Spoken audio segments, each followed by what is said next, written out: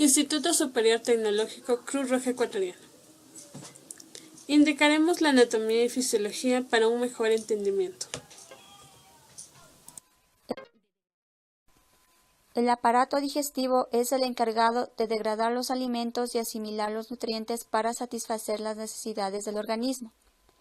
El alimento que ingresa por la boca pasa hacia la faringe y atraviesa el esófago, para llegar al estómago, donde por acción del jugo gástrico y los movimientos de las paredes transforman los alimentos en sustancias más simples, que penetra en el intestino delgado. En la primera porción del intestino delgado se produce la digestión química, mediante la acción de las secreciones intestinales del jugo pancreático y la bilis. Durante su paso a través del resto del intestino delgado, el alimento se convierte en moléculas individuales y las sustancias nutritivas se absorben para pasar a la circulación sanguínea. Los restos no digeridos siguen su trayecto por el intestino grueso para ser expulsados al exterior.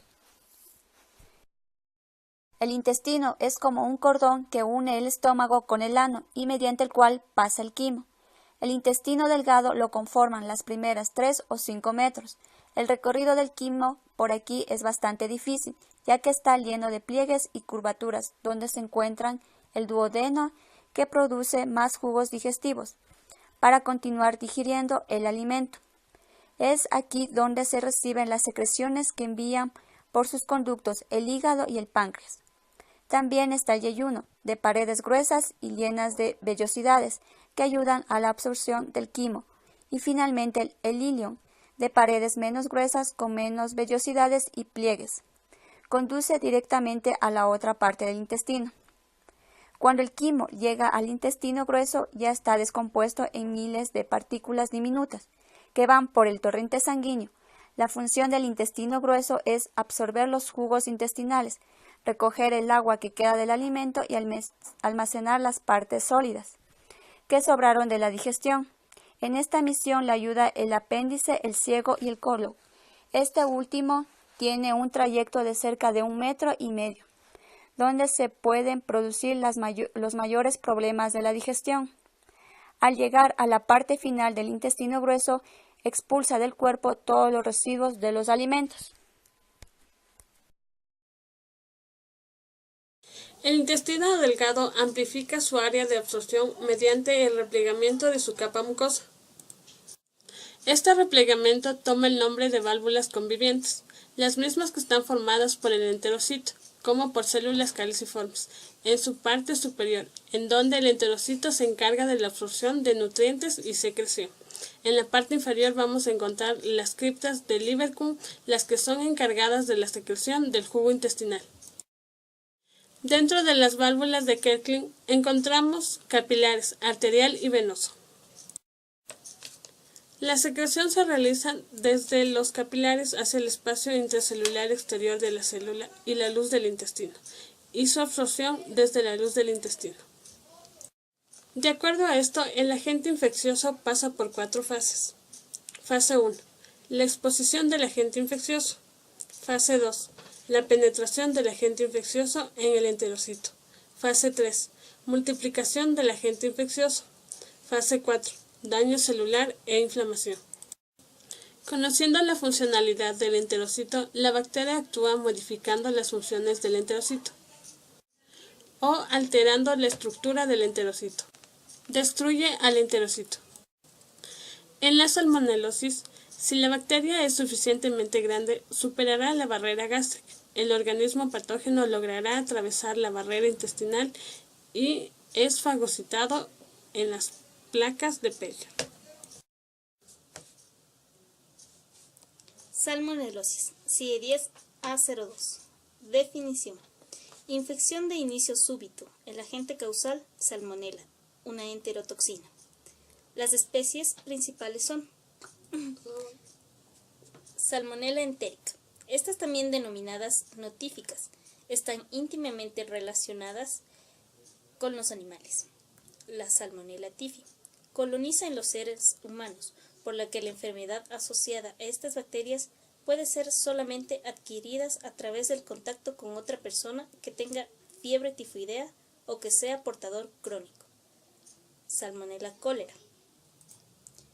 también clasificadas en notíficas, relacionadas con enfermedades debilitantes y medicamentos inmunosupresores. Diversos serotipos de salmonelas están relacionadas con el consumo de huevos, carne y productos vegetales contaminados. Los alimentos desecados o congelados mantienen viables las salmonelas. Fisiopatología. Después de atravesar el estómago, estos microorganismos alcanzan el intestino delgado, donde interactúan con la pared intestinal. Las salmonelas pueden atravesar la barrera mucosa directamente o evadiendo los productos de secreción del intestino, el páncreas y la vesícula biliar. Las células M de la mucosa intestinal son probablemente las células blanco de la salmonela. Están localizadas por delante de las placas de Peyer y son las que permiten la entrada del germen hacia la circulación sistémica. Estas células contienen unos bolsillos epiteliales, donde se localizan los macrófagos y linfocitos, los mismos que tienen un borde en cepillo, corto en su lado luminal.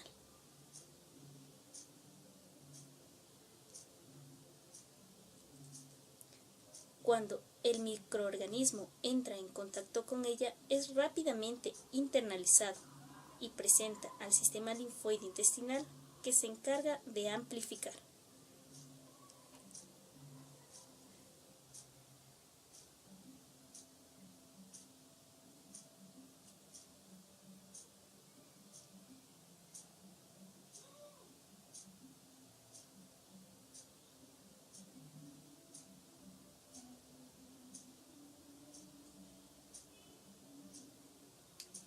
Después de varias semanas, se observa una importante hiperplasia de las placas de Peyer y necrosis, lo que puede ser responsable del dolor abdominal, característico de la fiebre tifoidea, y raros reportes de pseudoapendicitis por salmonelas notíficas.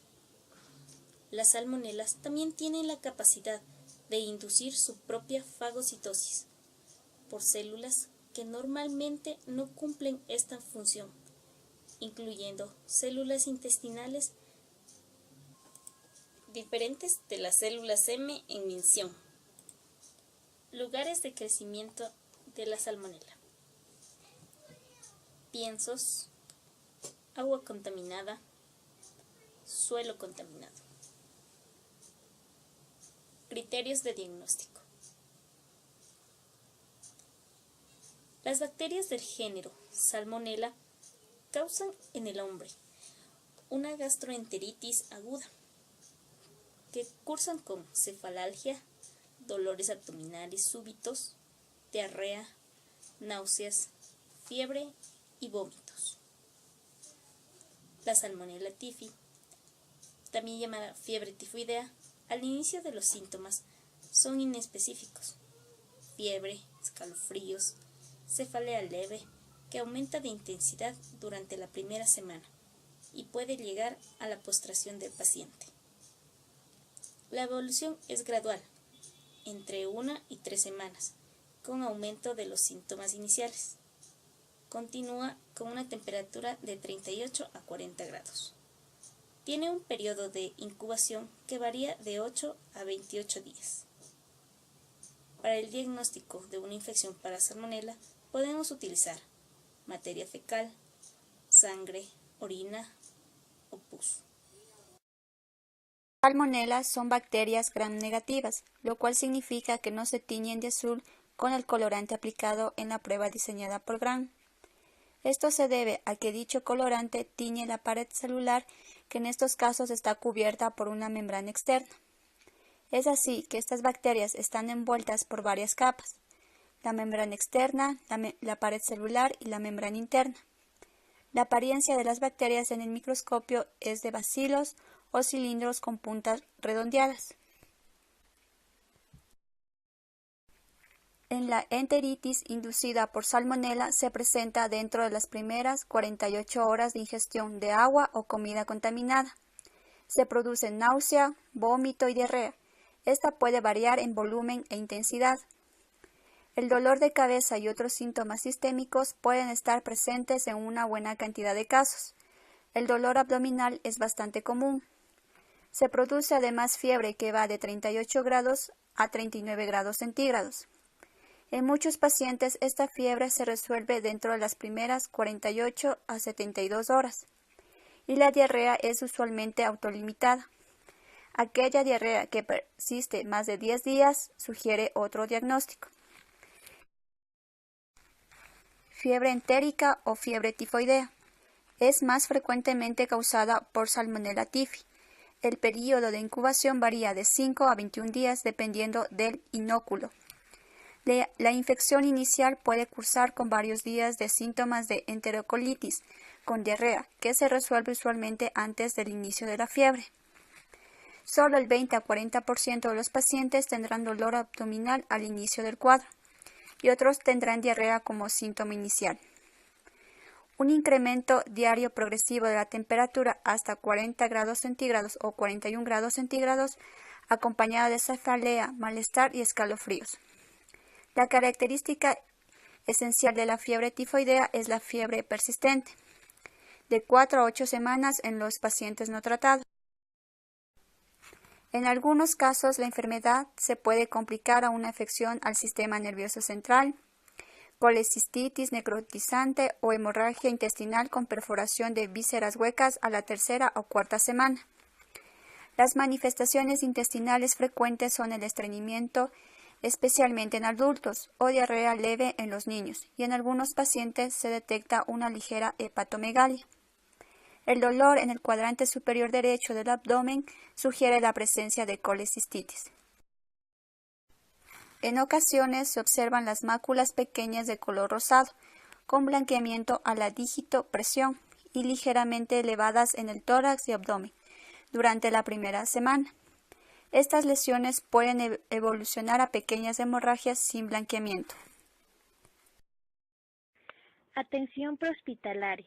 El objetivo debe ser mantener al paciente en reposo con hidratación y equilibrio hidroelectrolítico adecuado, lo cual puede hacerse por vía oral. No debe administrarse aspirina por el riesgo de producir hipotermia profunda o hipotensión. Para el control de la fiebre se aconseja utilizar acetaminofén. El uso de antidiarreicos debe hacerse cautelosamente, pues la falta de motilidad intestinal puede llevar a la perforación intestinal. Se debe evitar la administración de laxantes. Criterios de referencia. En las formas no complicadas de la salmonelosis, el paciente puede ser tratado en forma ambulatoria, controlando la diarrea y evitando la deshidratación. En el caso de que aparezcan signos de compromiso sistémico o deshidratación avanzada, el paciente deberá referir a un servicio de urgencia con el fin de evitar otras complicaciones y realizar exámenes de laboratorio complementario. Cuando en el curso de la fiebre tifoidea aparezcan signos de shock, compromiso severo del estado mental, perforación intestinal o enterorragia, el paciente requiere ingreso a una unidad de cuidados intensivos. Seguimiento. Como personal de salud, debemos realizar una adecuada anamnesis. Como punto principal, debemos preguntar el tiempo transcurrido desde el inicio de los signos y síntomas, ya que esto determinará la gravedad de la enfermedad. La anamnesis también nos ayudará a tener una idea de con qué bacteria estamos tratando, y a la cual estamos expuestos hasta llegar a una casa asistencial. Tenemos que tener en cuenta que el observar y el poder describir las heces fecales es un signo objetivo, pero no uno en el cual podamos tener la fiabilidad para poder dar un diagnóstico presuntivo. Valorar el estado hemodinámico del paciente, ya que los signos y síntomas que va a desarrollar puede presentar una deshidratación, y esto puede causar que nuestro paciente tenga un empeoramiento en su cuadro clínico. Epidemiología. Como podemos observar, el 40% de la diarrea y gastroenteritis es de presunto origen infeccioso, mientras que el 60% de enfermedades infecciosas intestinales son probablemente de origen bacteriano. Costos. El material que utilizaremos en el tratamiento para una salmonelosis es equipo de venoclisis, el cual tiene un costo de 80 centavos. Llave de 3 vías, el cual tiene un costo de 70 centavos. Catlones, sea este 16, 18, 20 o 22, va a tener un costo de 70 centavos. Cloruro de sodio va a tener un costo de $1.50. Esto nos servirá para tratar una deshidratación.